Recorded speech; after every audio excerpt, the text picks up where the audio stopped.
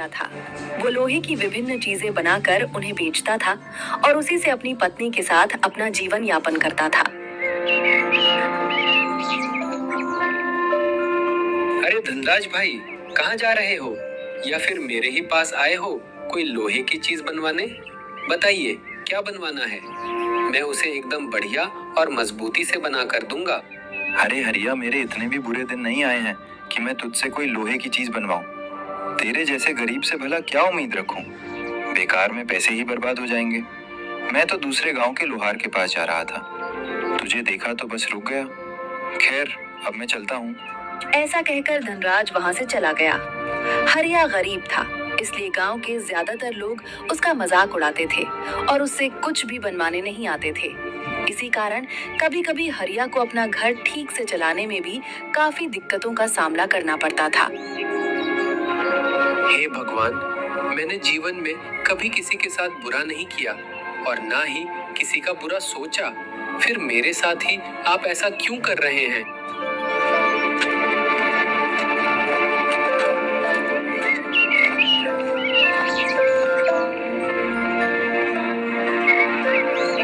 अरे हरिया मेरे भाई, किस चिंता में डूबे हुए हो? और ऊपर देखकर अकेले किससे बात कर रहे थे? अरे अजय, क्या तू भी मेरा मजाक उड़ाने आया है? गांव के ज्यादातर लोग तो मेरा मजाक ही बनाते रहते हैं। गरीब हूं तो क्या मेरे पास दिल नहीं है? क्या मुझे बुरा नहीं लगता? मैं यहाँ मेहनत करके अपना पेट पाल रहा हूँ, फिर भी लोग मुझे इतना नीचा क्यों दिखाते हैं? अरे हरिया मेरे भाई, इतनी सी बात पर तुम उदास हो जाओगे तो दुनिया का सामना कैसे करोगे? यहाँ सब ऐसा ही है, कोई किसी के बारे में नहीं सोचता। हमारे समाज में जिनके पास धन दौलत नहीं होती, उन्हें सम्मान नहीं मिलता, बल्कि उनका मजाक बनाया जाता है। यही दुनिया का नियम है। तुम्हें बिना हार माने अपनी लड़ाई लड़ते रहना है। एक दिन सफलता खुद चलकर तेरे पास आएगी। हाँ भाई, तेरी बात सही है। मुझे हार नहीं माननी है और मेहनत करते रहना है, तभी एक दिन सफलता जरूर मिलेगी। वैसे तू बता, कहाँ जा रहा है? मैं तेरे पास ही आया हूँ। मुझे सब्जी काटने के लिए एक चॉपर बनवानी है। अभी मैं तुझे कुछ पैसे दे देता हूँ और बाकी पैसे कल चॉपर लेते समय दे दूंगा। ऐसा कहकर अजय ने हरिया के हाथ में कुछ पैसे रखे और वहां से चला गया।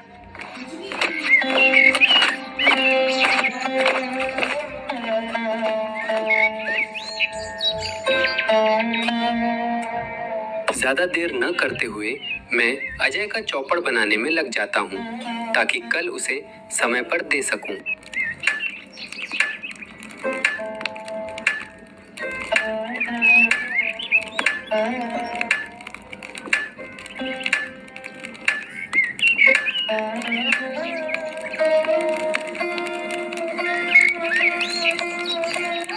ज्यादातर काम तो हो ही गया है। अब आज शाम तक इस चौपड़ को पूरा कर लेना होगा, ताकि मैं कल अजय को उसका चौपड़ समय पर दे सकूं। अभी थोड़ी देर विश्राम कर लेता हूँ, फिर दोबारा काम में लग जाऊंगा। ये है लोहार हरिया का घर, जहाँ वो अपनी पत्नी के साथ प्रेम और सुकून से अपना जीवन बिता रहा था। हरिया की पत्नी का नाम पावनी था, जो बहुत ही धैर्यवान और समझदार महिला थी। वो हर सुख दुख में हरिया का हाथ थामकर उसके साथ कदम से कदम मिलाकर चलती थी। इनके दुकान चले जाने के बाद घर बिल्कुल सूना सूना लगने लगता है। घर के कामों में लगी रहती हूँ तो इतना ध्यान नहीं जाता, लेकिन जैसे ही सारे काम खत्म हो जाते हैं, अकेलापन महसूस होने लगता है। खैर, अब शाम होने ही वाली है, वे भी आते ही होंगे।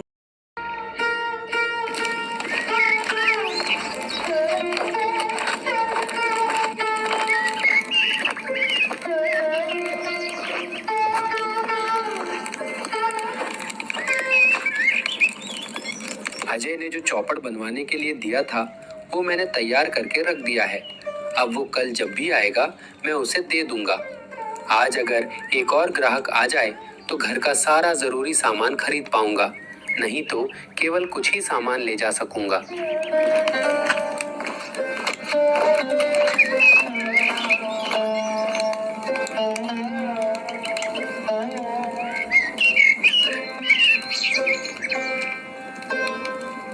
अरे राजेश भाई, आइए, बताइए आपको क्या बनवाना है। जो भी काम होगा मैं उसे पूरी मेहनत और लगन से तैयार कर दूंगा।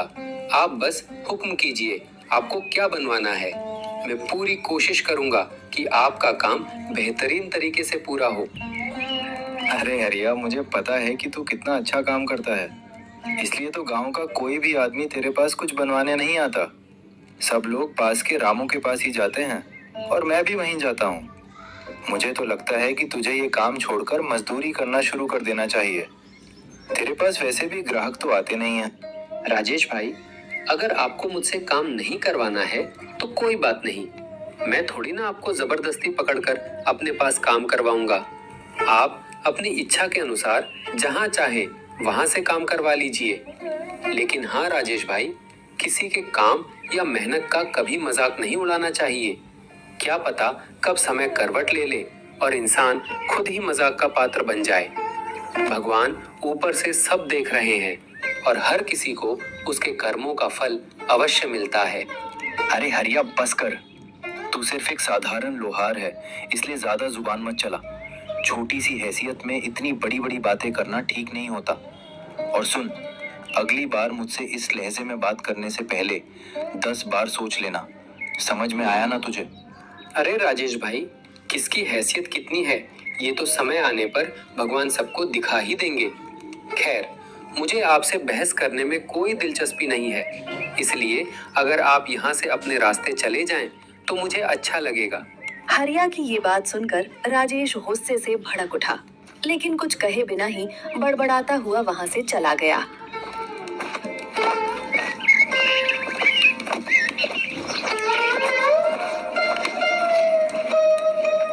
पता नहीं लोग मुझसे इतना नाराज क्यों रहते हैं। मैंने तो आज तक किसी का बुरा नहीं किया, फिर भी लोग मुझसे लड़ने झगड़ने पर उतारू रहते हैं। इन्हीं लोगों की वजह से जो लोग मुझसे काम करवाना चाहते हैं वे भी मेरे पास आना बंद कर देते हैं।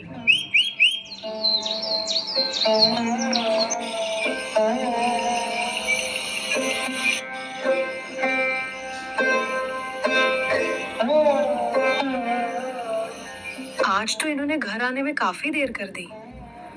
वैसे तो ये शाम होते होते घर आ जाते हैं, लेकिन आज तो पूरी तरह रात हो गई है। पता नहीं दुकान पर ठीक ठाक ग्राहक आए भी होंगे या नहीं। इन्हें तो हमेशा बस ग्राहकों की ही चिंता लगी रहती है। चारों ओर रात का गहरा सन्नाटा छा चुका था।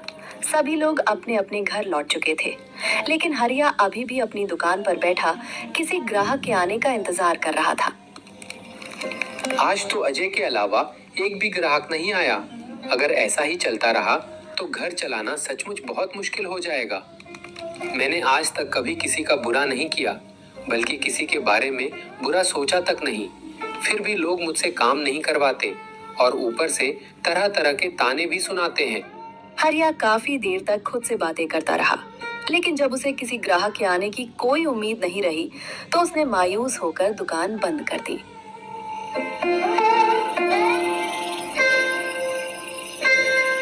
आज तो शायद भाग्यवान भी चिंता कर रही होगी। आमतौर पर मैं शाम होते ही घर चला जाता हूँ, लेकिन आज तो रात हो गई। खैर, अब शायद रोज ही देर हो जाया करेगी, क्योंकि ग्राहक आते ही नहीं हैं। पता नहीं क्यों सबको मुझसे ही शिकायत रहती है, लेकिन मैं हार मानने वालों में से नहीं हूँ। मैं मेहनत करता रहूंगा और अपने काम में लगा रहूंगा। अब घर की ओर चलना चाहिए।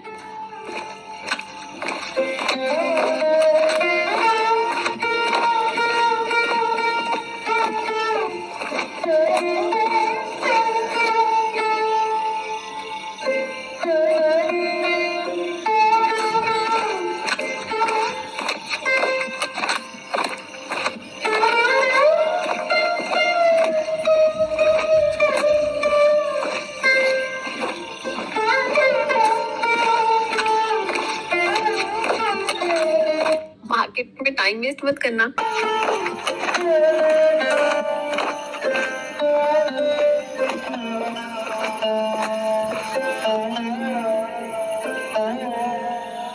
अरे जी, आज आपको घर आने में इतनी देर क्यों हो गई? आप तो आमतौर पर शाम तक घर आ जाते हैं और आज आपके हाथ भी खाली हैं। क्या घर का सामान नहीं लाए? भाग्यवान, मैं तुम्हारे सारे सवालों का जवाब दूंगा, लेकिन पहले हाथ मुंह धोकर थोड़ा आराम कर लूं। आज मैं बहुत ज्यादा थक गया हूं।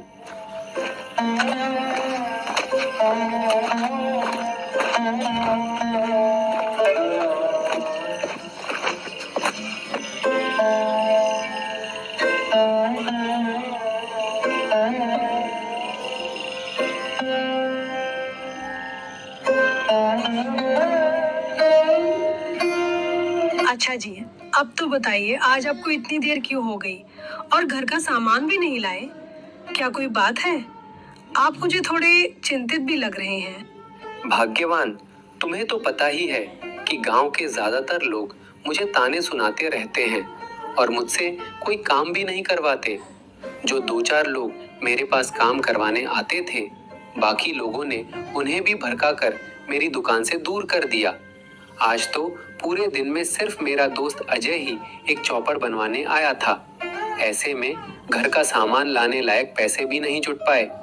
बस इसी वजह से मेरा मन बहुत उदास है। अरे जी, आप तो हमेशा मुझसे कहते हैं कि जीवन में कभी हार नहीं माननी चाहिए। परिस्थितियां कैसी भी क्यों ना हो, हमें अपना हौसला बनाए रखना चाहिए। तभी तो जीवन में एक ना एक दिन सफलता जरूर मिलती है। और आज आप खुद ही इतने मायूस हो गए। नहीं भाग्यवान, मैं हार नहीं माना हूँ। बस बुरा लगता है। मैंने कभी किसी का बुरा नहीं किया, फिर भी लोग मुझे ताने सुनाते हैं और मुझसे नफरत करते हैं। जो दो चार लोग मुझसे काम करवाते थे, उन्हें भी बहला फुसलाकर मेरी दुकान से दूर कर दिया गया। बस यही सब बातें मुझे चिंता में डाल देती हैं। खैर, तुम चिंता मत करो, मैं हार मानने वालों में से नहीं हूँ। मेहनत करता रहूंगा और जीवन में आगे बढ़ता जाऊंगा। हाँ जी, अब आई ना आप जैसी बात। अब आप आराम कीजिए, मैं रसोई में जाकर खाने का इंतजाम करती हूँ। खाना बनते ही मैं हम दोनों के लिए यही परोस कर ले आऊंगी।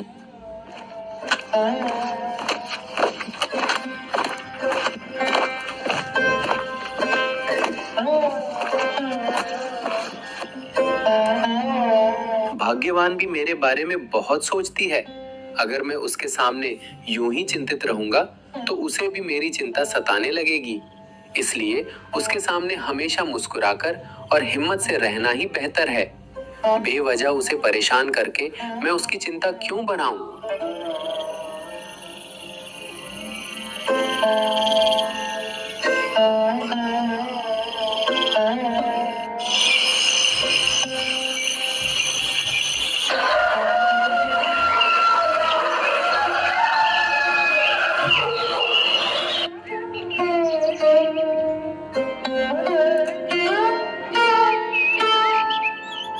भाग्यवान, मैं दुकान के लिए निकलता हूँ।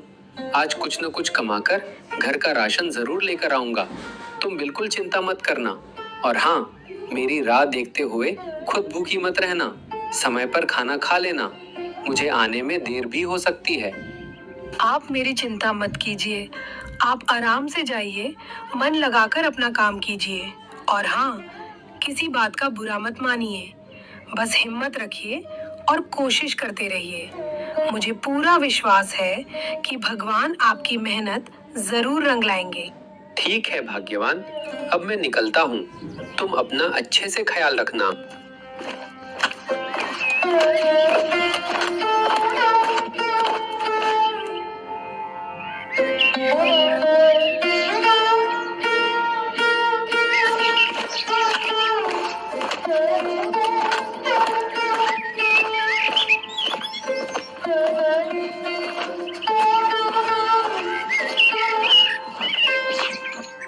हरिया दुकान पर पहुंचकर फटाफट दुकान खोल देता है। कल तो अजय के बाद एक भी ग्राहक नहीं आया।